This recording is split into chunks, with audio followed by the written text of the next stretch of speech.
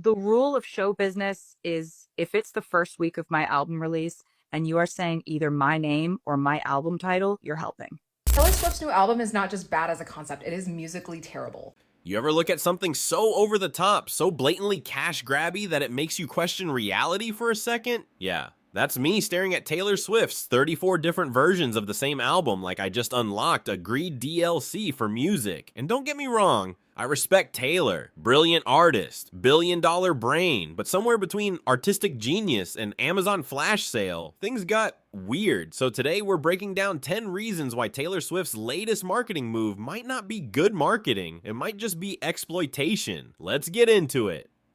Life of a showgirl, but the death of a Swiftie. Here's my super honest thoughts as a massive Taylor Swift fan. This is a sad day to be a Swiftie, and that's just my truth. I thought that these were AI songs. All the little clips I was seeing, I was like, oh, this has to be AI.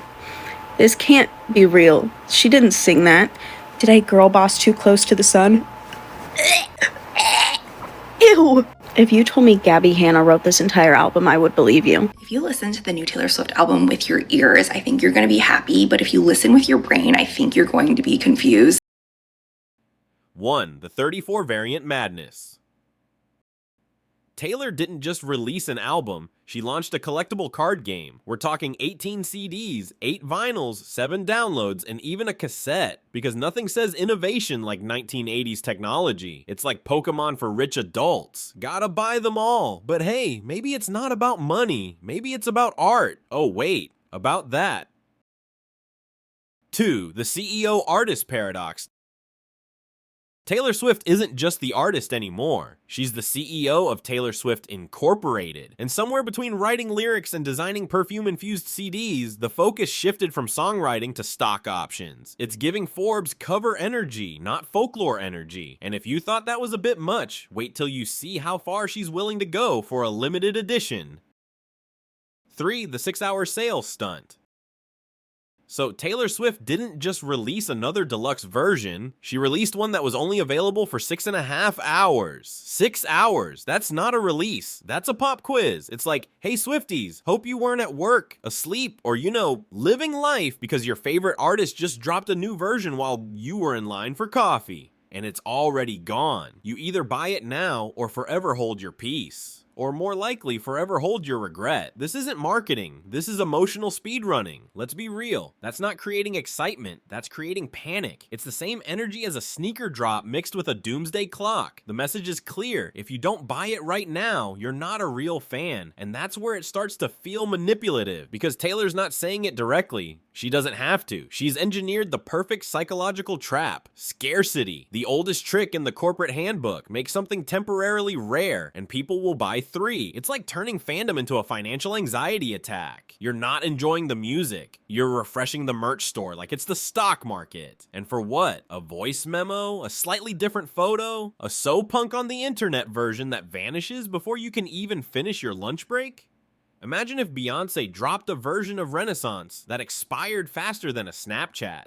You'd have fans calling their bosses like, "No, sorry, can't come in today." Taylor dropped a 6-hour vinyl. The wildest part, it works. Every time she pulls this stunt, she breaks another record. And every time she breaks another record, it justifies doing it again. It's not a music launch. It's a limited time emotional event. And the fans, bless them, play right into it because Taylor has built this unshakable trust. She's their idol, their storyteller, their soundtrack. So when she says 6 hours only, it doesn't feel like exploitation. It feels like participation.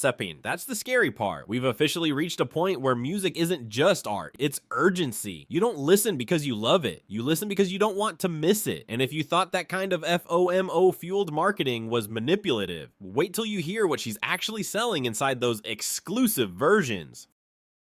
4. Record breaking or rule bending. Taylor broke Adele's record for most album sales in a week. Impressive? Sure, but when every single one of those 34 versions counts as one album, that's like saying you ran a marathon after taking an Uber halfway there. And even if we ignore the numbers game, the content itself feels suspiciously recycled. 5. The voice memo exclusive.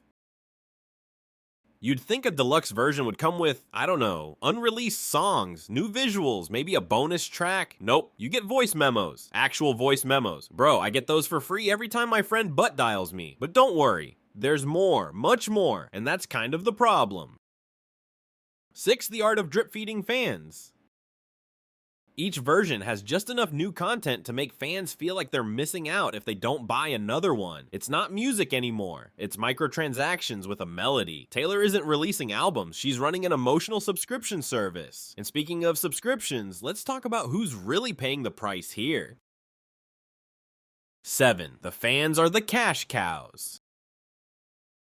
Swifties are some of the most loyal fans on earth, and Taylor knows it. She doesn't force them to buy everything. She just engineers the guilt perfectly. It's like saying, you don't have to buy all 34 versions, but are you really a true fan if you don't? And while fans are emptying their wallets, guess what's quietly taking the hit? 8. The death of the album cover. Remember when album art meant something? Abbey Road. Never mind. Lemonade. Now we've got 30 plus random photo shoots. Which one's the real cover? It's like playing Guess Who at Target. But hey, at least the music's still great, right? 9. When marketing outshines music. The wild part is that Taylor's marketing has more layers than some artists' entire discographies. But when the campaign overshadows the craft, that's when you know something's off. She's chasing records, not resonance. Charts, not chords. And the final reason this isn't good marketing, it's a warning sign for the entire music industry. 10. The new industry standard of greed. Taylor's basically set a new precedent. If you want to break her record, you'll need to sell 40 different album versions next time. That's not art evolving, that's art dissolving. Even K-pop groups, literal masters of collectible marketing, don't go this far. At this point, Taylor's not competing with other artists. She's competing with Apple's pricing model. So yeah, Taylor broke records, but at what cost? When music becomes more about manipulation than melody, maybe it's time to stop calling it good marketing and start calling it what it is, exploitation. But hey, that's just my take. Do you think this is smart business, or has Taylor officially crossed into corporate villain territory? Drop your thoughts below. I want to hear your take, and if you made it this far, hit like, subscribe, and I'll see you in the next deep dive, where we separate the artistry from the advertising, because someone's gotta keep it real.